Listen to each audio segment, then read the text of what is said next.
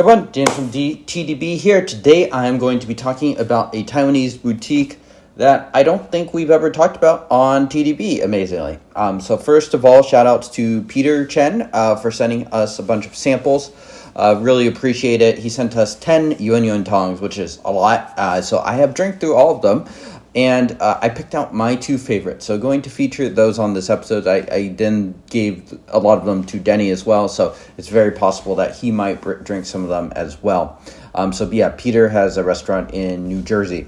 Anyway, and he's a fan of this brand and noticed that of kind of the big Taiwanese boutique brands like Genuine Hao, Shiza Hao, Yongqing Hao, etc. We had not talked about Yuanyuan Tang. So Yuanyuan Tang, I do actually have a little bit of experience with. I did a blind tasting in 2023, something like that. It was right when my wife was pregnant, so my memory of it is hazy at best. I don't know that I had any huge takeaways from that tasting. The brand had kind of, a range of quality, as you might expect. And I have heard murmurings that they have some sort of connection with Genuine Hao too, but I was unable to really deeply confirm that or anything. But like a lot of those Taiwanese boutiques, they seem to have a bit of a Six Famous Mountains Iwu-centric focus. And indeed, one of the teas I'm bringing on is a Tianminshan, which is an area right outside of Bohutang. So one of those micro villages that you probably wouldn't have heard of until fairly recently. And then it becomes kind of like this hip, hyped up village. They are based in Tainan, which coincidentally seems to be where all of those places are based. Yongqing Hao, Shiza Hao, as well as Genuine Hao. They are all also in Tainan. I don't know specifically why that would be. I asked a friend that has close connections to Taiwan why that's the case, and they had no idea either. So it's interesting that all of them are based in this city in southern Taiwan. So yeah, we will get into the tea. I wish I had a little bit more info, but this is a brand that you can see circulating from kind of the usual suspects. The Jade Leaf, I think, still carries them. Teas We Like carried them at some point, but stopped as well. So yeah, I'm going to start my tasting, and this is not going to be side by side, but we are going to go probably the lighter tea to the stronger one. So this Bannaqing is a really interesting tea because it's a blend that goes across Szechuan Bana. You have tea, some leaf from Tongqinghe, which is located kind of on the eastern Yiwu side of things, and then supposedly some LVZ in here too. So yeah, kind of an interesting blend in that one. And frankly speaking, this is the one that really captured me on my first tasting through of these. So yeah, let's get into both of these guys. All right, so we are going. I've already done infusion number 1. I just wanted to do that just so I could get a little bit more into the kind of meat of the tea a little quicker.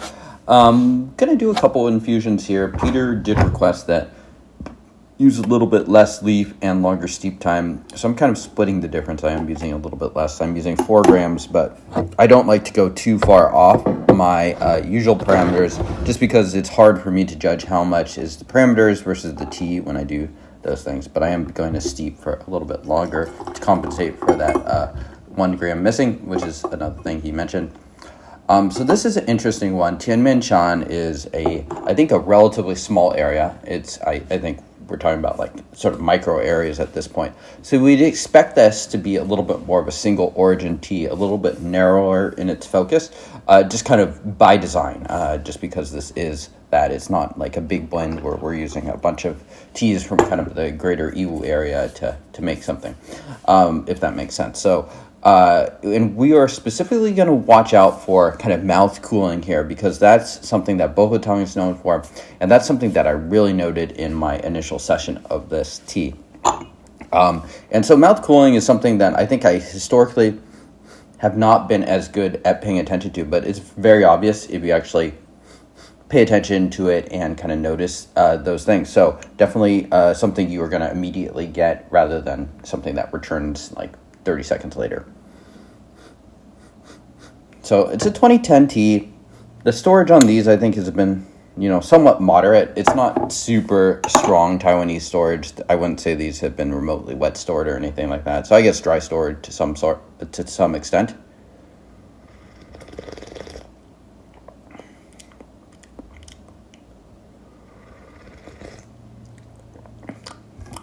Oh yeah, you can This tea has a lot of mouth cooling, I'm going to say. The first steep I noticed it too.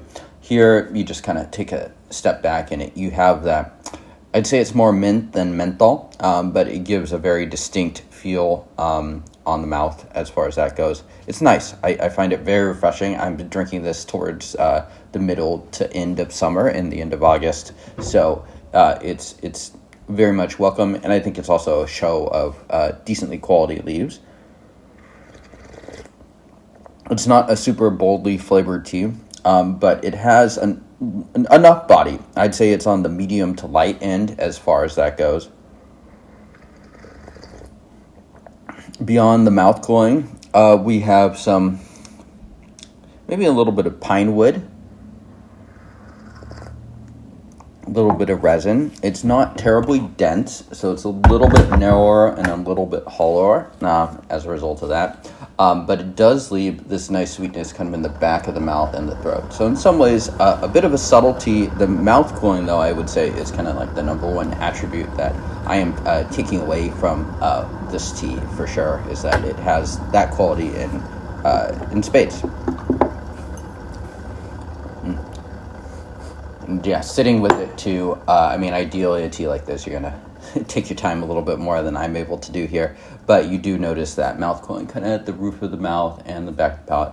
So a little bit more. One interesting thing I did see about Peter is that he actually serves pu'er in his restaurant, which is kind of interesting. So if you are in that area, you can check it out. I don't really know the format of the restaurant, as I have never really spent any time in New Jersey, but you could definitely check that out if you are local to that area. I think his restaurant is Hong Kong Fusion, something like that.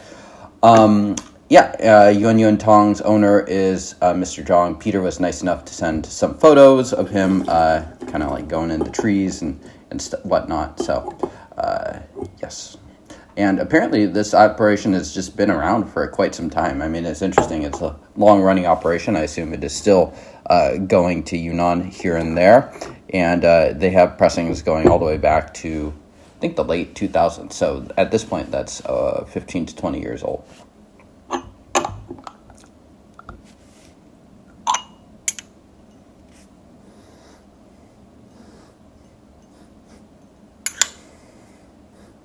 Yeah, I would say the storage is on the drier side of Taiwan if I were to kind of evaluate it from the few that I've had. I don't know if all of these come from the same source either. Frankly, I know a lot less about Yuanyuan Tang than kind of the other big brands, just because it's a relatively, I hadn't heard of it until a few years ago. Cheers.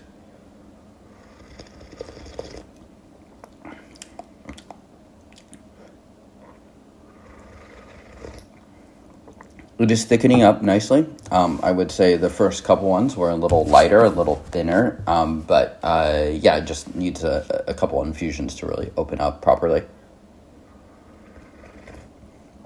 Still getting that mouth cooling. I will say that when I do get that mouth cooling sensation, it tends to be very centered on those first couple steeps. Not necessarily something that you're going to get a ton of on steep number 10, for instance. Beyond that, I would say that this tea tastes like, a pretty good Iwu area tea. Like, it has that really nice Iwu sweetness to it. Not super strong, but kind of subtly has a lot of stuff going on in the mouth. Maybe a little bit of sugar cane to this too. It's aged beyond kind of those more floral notes. Gonna do one last one. Just want to make sure we do this tea justice. It's a little bit of a kind of an anesthetic feeling coming around like the top of the mouth. So that combined with kind of the mint gives the, I would say, the pleasant version of going to the dentist and getting like that mintiness slathered around your teeth. I have no idea where Peter got this from, but I am appreciative of him sending it my way. Interesting just to get more data points. The teas we like, the tasting it's always a little bit of a challenge because like the teas are just so less ingrained in your memory when you are having them blind. And so it's like, what did I think of YYT? Well, I think I had okay associations with it, but I'm not totally sure which teas were which. I mean, some teas I liked certainly much more than the others. Some of them I do find, frankly, a little bit too light for my taste, so I think I'm selecting amongst the bolder sorts, specifically this next one coming up. So a couple of the ones are just a little mellow for my preferences.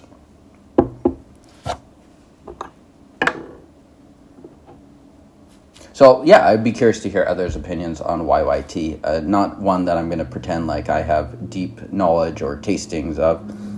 But at this point, thanks to Peter and the TWL panel, I have had a handful of them, and they are interesting.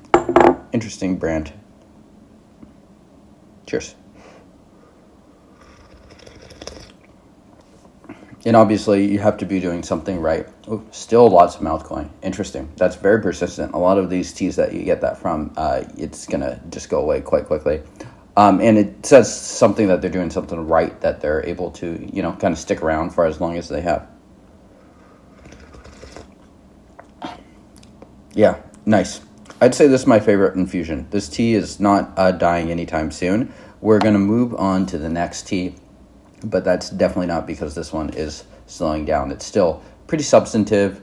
Has nice, kind of throat feel at the back of the mouth. No idea what this tea would cost. This area is usually quite pricey, so I'd assume it's not a cheap tea, but I will say it's pretty impressive, specifically on that mouth cooling. So that's something that, if you like pour, definitely keep an eye out for that, because I think it is definitely a pretty good sign of quality amongst the leaves.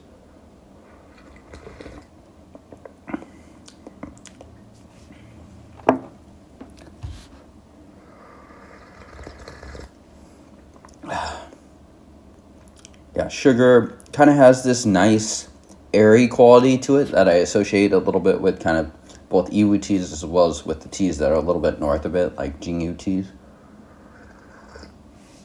Almost like this pillowy cloud body to it. Okay, so let's move on to the Bannaqing. Okay, so here we go. We are doing the 2012 Bannaqing, just like the Tinmenchan. I did do the first infusion already. Frankly speaking, this was my favorite on the first go around by a decent margin, I would say. Definitely stands out as being a little more bold and assertive than the more eastern Yiwu area teas.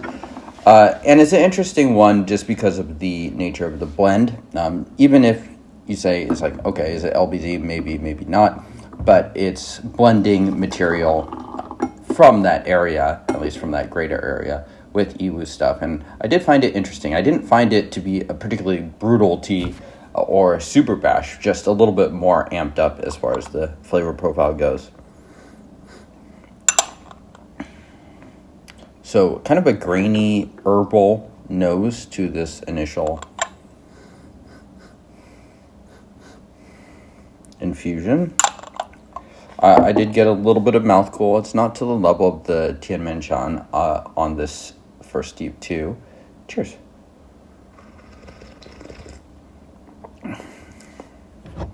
Yeah, and gonna be paying attention. I feel like boutique blends are not always super successful. And a friend of mine likes to say whether it has like purpose or vision to it. And I think that's a good way to think about it. When you have a factory like Munghai Tea Factory doing a blend, I think they have a lot of experience doing it. But when you're working on these very small scale stuff, I think the art of doing it is just a little bit more challenging than when you are doing like these massive tons and tons of mao cha of certain grades into a cake. And even then, the factories are not always that consistent. But when you're working with the smaller scale stuff, like a lot of those 6 famous mountain blends, like the Qianyuan Hao one from 2005, or some of the other ones, I find to be fairly inconsistent in ways that I don't totally love. I think some people do find a charm in like the tea being a little bit variable and changing a little bit session to session. I don't love it. When I want to brew a tea, I would prefer it to be consistent and offer kind of a consistent experience. I think tea is variable enough as is, your own body and all that stuff, whatnot. So that's not a criticism on this tea at all, but that's one thing that I will be looking at. while I am drinking it is like, is it inconsistent? Does it kind of go in and out, steep by steep? And immediately, it's just thicker, oilier, more substantive.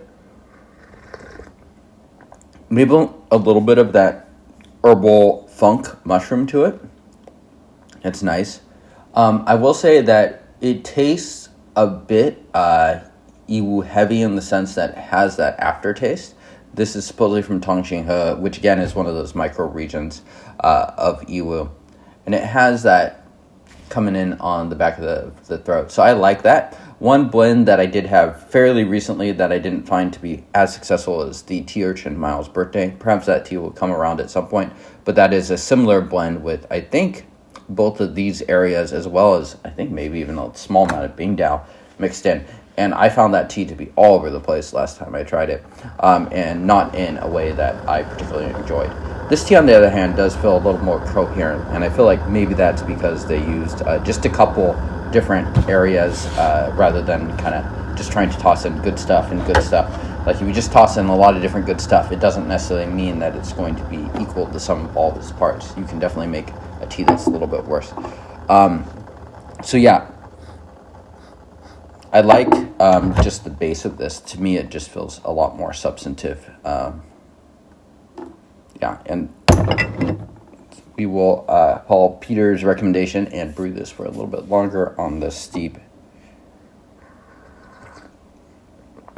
This tea doesn't feel like it needs that quite as much as the last one did. I think if the last one, the Tianmen-chan, if we brewed it for as short of a time, it would have been thinner and a bit more narrow. The last tea, I will say, I like it, but it excels in one characteristic, and it's mostly decent in the other ones.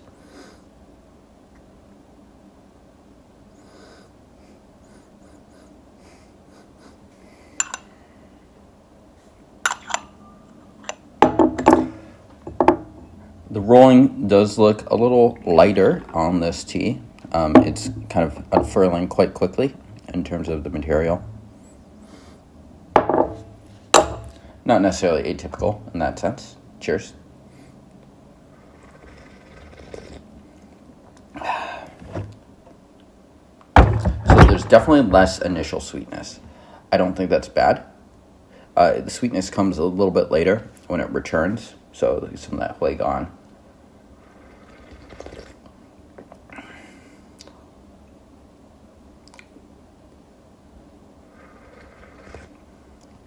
Again, this is not a super strong tea, but it is stronger. I would say the body is medium to medium big, so I do like that. There's a little bit of an oily quality to that I like. The density is also significantly amped up in this tea. It's not extremely dense, but it's denser.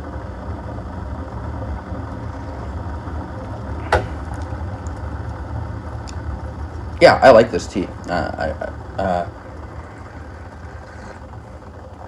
I think this is one that I'm going to try to bring on to the main show with Denny at some point.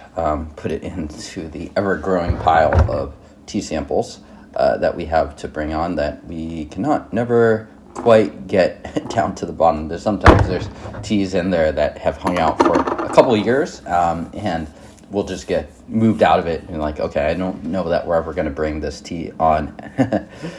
So hopefully this is not resigned to that fate, but I think this is an interesting tea. I find it to be shockingly pretty focused and coherent, and it does seem to have like a good cohesion to it. And that was true in my first session with this, and so far I'm finding it to be true here as well. And you can sort of taste the elements of both of those. It's less sweet than you would expect something sheerly from kind of the eastern part of Xishuangbanna to be. And I think we can take the kind of the LBZ part of that blend. And the returning sweetness, I think, is also part of that. But it also has like a bit more of this depth and reaches a little bit further to the back of the mouth and into the throat in a way that I associate far more with kind of the Yiwu area teas.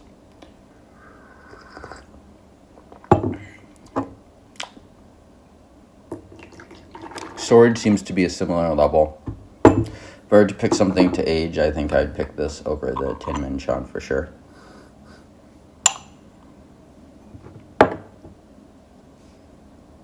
Cheers.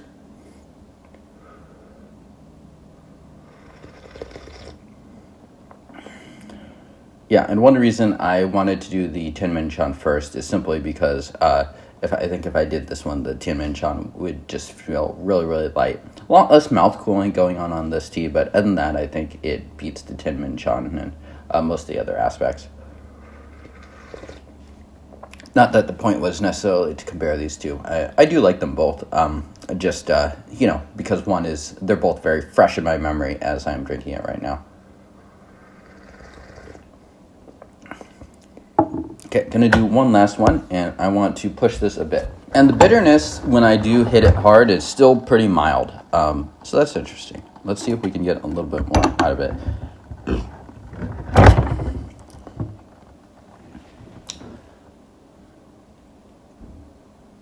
It almost tastes more Ewish than Western to me. Like, I would guess that the part of the blend, and I don't know, I'm just spitballing here. I would guess it's closer to 2-to-1 or something like that, as far as like Tongqing Hood to LBZ material. LBZ material is not always super brutal either. You can definitely have stuff that's not as strong.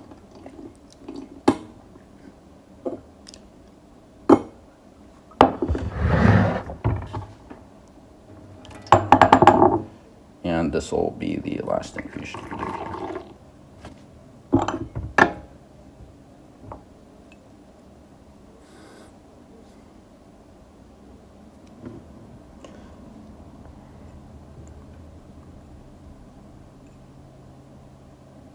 Yeah, we'll take a look at the material if I remember at the end of this. Yeah, neither one tastes has that kind of fruit note I would associate with oxidation, but their processing does seem to indicate it's not super, super powerful. Cheers.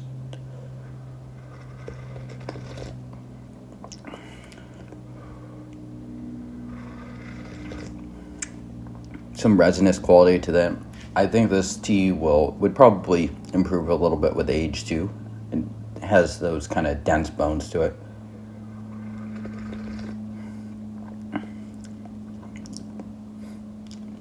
Kind of a little bit of tobacco in this one too. Again, it's still not super bitter, and it all converts, so it is the kind of nice part of bitterness for sure. But I do wish that even something like this was just a little more powerful, and perhaps that is just the way I am gravitating as a drinker, gravitating to stuff with just a little bit more strength these days. I think these are both nice teas. Let me know how you like YYT, if you've tried some different teas from them, from the varying places that carry it, and I will see y'all next time.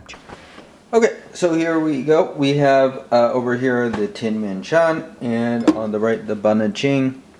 Similar leaf color, you could see that they look quite different. Pretty big leaves on this Bannaqing blend. Not totally unexpected. You'd also see a fair amount of leaf variability, which makes sense because it is a blend. A lot more consistent over here on the left on the Tinminchan.